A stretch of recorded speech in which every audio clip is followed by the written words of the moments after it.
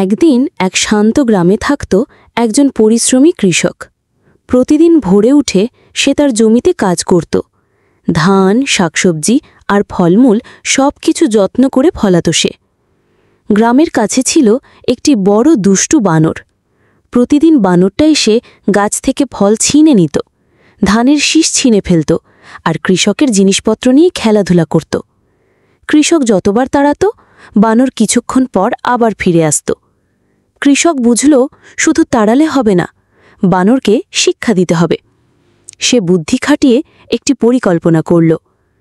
কৃষক এক ঝুড়ি পাকা কলা নিয়ে এলো, কিন্তু কলাগুলোতে সে কাঁচা মরিচের রস মেখে রাখল। পরের দিন বানর কলাগুলো দেখেই লাফিয়ে এসে খেতে শুরু করল। প্রথম কামড় দিতেই বানরের চোখে পানি, মুখে আগুন। সে লাফাতে লাফাতে গাছের মাথায় উঠে গেল। এরপর থেকে বানর আর কখনো কৃষকের জমিতে আসেনি। কৃষক শান্তিতে তার জমিতে কাজ করতে লাগল। গ্রামের লোকেরা কৃষককে বুদ্ধিমান কৃষক বলে ডাকতে লাগল, আর সবার মুখে হাসি ফুটল।